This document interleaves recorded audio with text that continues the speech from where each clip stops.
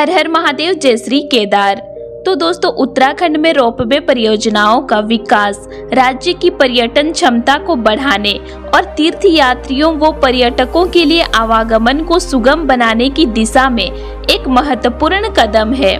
वर्तमान में राज्य में कई प्रमुख रोपवे परियोजनाएं निर्माण अधीन या स्वीकृत है, जिनमें देहरादून मसूरी रोपवे, केदारनाथ रोपवे और हेमकुंड साहिब रोपवे शामिल हैं। देहरादून मसूरी रोपवे परियोजना देहरादून और मसूरी के बीच 5.5 किलोमीटर लंबी इस रोपवे परियोजना का निर्माण कार्य शुरू हो चुका है। आइए जानते हैं इस रोपवे की पूरी अपडेट को।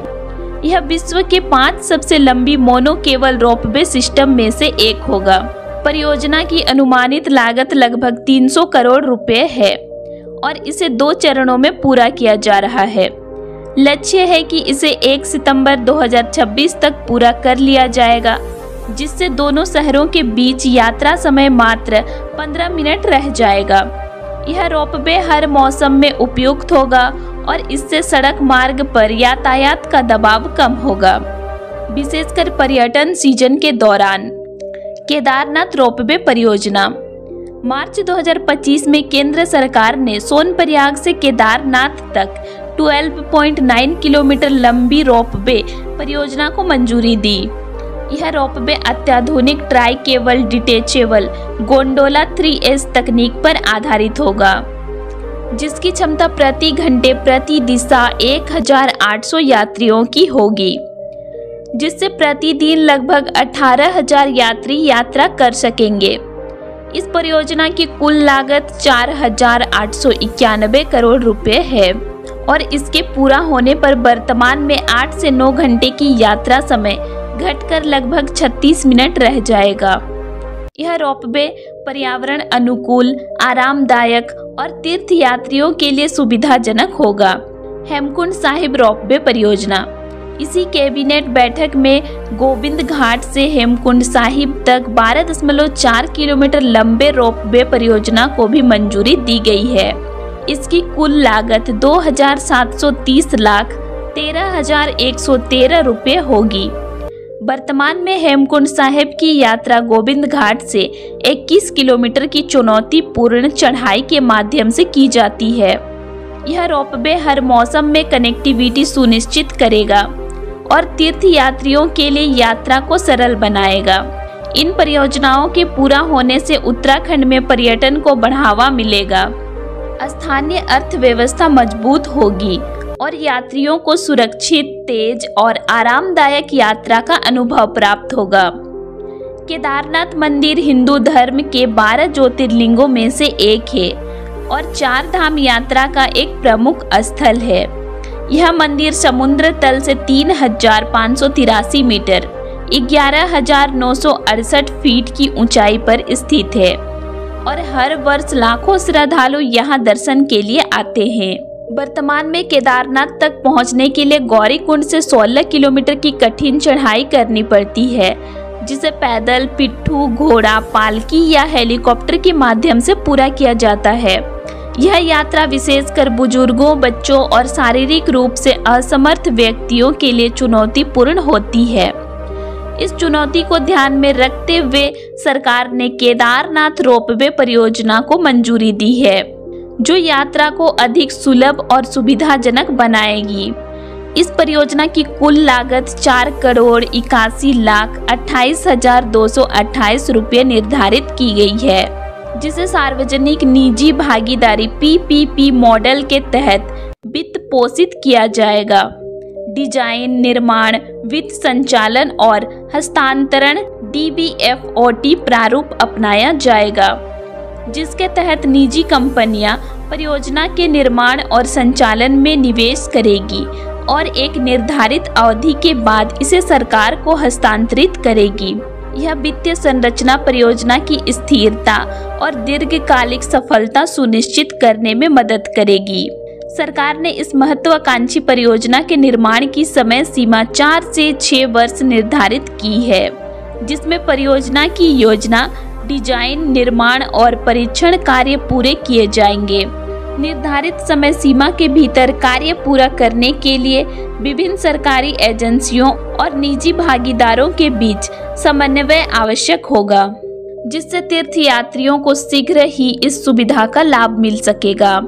यह रोपवे अत्याधुनिक try cable detachable gondola 3S तकनीक पर आधारित होगा, जिसकी डिजाइन क्षमता प्रति घंटे प्रति दिशा 1800 यात्री है, जिससे प्रतिदिन 1800 यात्री है लगभग 18,000 यात्री यात्रा कर सकेंगे। वर्तमान में 8 से 9 घंटे में पूरा होने वाला सफर रोपवे के माध्यम से मात्र 36 मिनट में पूरा किया जा सकेगा, जिससे समय की बचत होगी और यात्रा अधिक सुरक्षित होगी। 3S तकनीक विभिन्न मौसम परिस्थितियों में भी स्थिर और सुरक्षित संचालन सुनिश्चित करती है, जिससे रोपवे पूरे वर्ष संचालित किया जा सकेगा। इसके अलावा यह तकनीक पर्यावरण पर न्यूनतम प्रभाव डालती है, जिससे क्षेत्र की पारिस्थितिकी संतुलन बना रहेगा। परियोजना के दौरान पर्यावरणीय और सामाजिक पहलुओं पर विशेष ध्यान दिया जाएगा। वन्य जीवों की सुरक्षा सुनिश्चित करने के लिए उचित उपाय किए जाएंगे और प्रभावित क्षेत्रों में वृक्षारोपण किया जाएगा और पर्यावरण संतुलन बनाए रखने के लिए हरित क्षेत्रों को संरक्षित किया जाएगा। स्थानीय समुदायों को परियोजना के विभिन्न चरणों में शामिल किया जाएगा, जिससे उनकी सामाजिक और आर्थिक स्थिति में सुधार होगा। परियोजना शुरू करने से पहले विस्तृत पर्यावरणीय प्रभाव आकलन EIA किया जाएगा, जिसमें संभावित पर्यावरणीय प्रभावों का मूल्यांकन और उनके निवारण उपाय शामिल होंगे। रोपवे परियोजना के निर्माण और संचालन से स्थानीय स्तर पर रोजगार के अवसर बढ़ेंगे। निर्माण चरण में इंजीनियरों, तकनीशियनों, श्रमिकों और अन्य संबंधित क्षेत्रों में नौकरियां सृजित होंगी, जबकि संचालन के दौरान रोपवे के रखरखाव, टिकटिंग, सुरक्षा और प्रबंधन से जुड़े पदों पर स्थानीय लोगों को रोजगार मिलेगा। इसके अलावा पर्यटन के बढ़ने से होटल, रेस्टोरेंट, गाइड सेवाओं और अन्य संबंधित व्यवसायों में भी अधिक गतिविधियों में वृद्धि होगी, जिससे स्थानीय अर्थव्यवस्था को मजबूती मिलेगी। परियोजना से केदारनाथ धाम की यात्रा अधिक सुलभ होने के कारण तीर्थयात्रियों की संख्या में वृद्धि होगी, जिससे सांस्कृतिक और धार्मिक पर्यटन को बढ़ावा मिलेगा। इससे स्थानीय संस्कृति और परंपराओं का संरक्षण होगा और लोगों को केदारनाथ की आध्यात्मिक महत्ता का अनुभव करने का अधिक अवसर मिलेगा। कुल मिलाकर केदारनाथ रोपवे परियोजना तीर्थयात्रियों के लिए एक वरदान साबित होगी, जिससे यात्रा न केवल सुविधाजनक और सुरक्षित बनेगी, बल्कि स्थानीय अर्थव्यवस्था, पर्यटन और पर्यावरणीय संतुलन को भी लाभ मिलेगा। उत्तराखंड की स्थानीय अर्थव्यवस्था को मजबूती मिलेगी और रोजगार के अवसर बढ़ेंगे। सरकार द्वारा पर्यावरणीय संतुलन बनाए रखते हुए इस परियोजना का विकास किया जाएगा, जिससे यह पहाड़ी क्षेत्रों के लिए एक आदर्श मॉडल बनेगा। रोपवे प्रोजेक्ट कैसे काम करता है? रोपवे, जिसे केबल कार या एरियल ट्रामवे भी कहा जाता है, एक आधुनिक परिवहन प्रणाली है जो पहाड़ी, कठिन और दुर्गम इलाकों में यात्रियों और सामान को लाने ले जाने के लिए उपयोग की जाती है।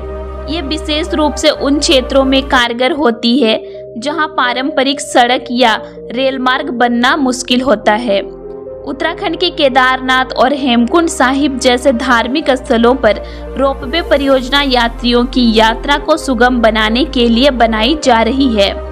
रोपवे प्रणाली स्टील के मजबूत केबलों पर आधारित होती है, जो विशेषकर टावरों और स्टेशनों के बीच फैली होती है।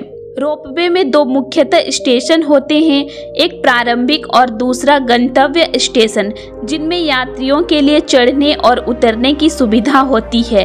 इस प्रणाली में दो प्रकार के केबल होते हैं, लोड बेयरिंग केबल जो गोंडोला को सहारा देता है और ड्राइविंग केबल जो गोंडोला को आगे और पीछे खींचने का कार्य करता है। तो आज के लिए इतना ही, और आप लोगों को मेरा आज का इन्फॉर्मेशन कैसे लगा ये मुझे कमेंट करके ज़रूर बताइएगा। और वीडियो अच्छी लगी तो वीडियो को लाइक कीजिए और साथ ही चैनल को सब्सक्राइब भी कर लीजिएगा और ज़्यादा से ज़्यादा लोगों तक ये वीडियो को शेयर कीजिएगा ताकि उनको भी इसकी जानकारी मिल सके। तो चलिए फिर मिलते एक नई वीडियो के साथ। Thanks for watching.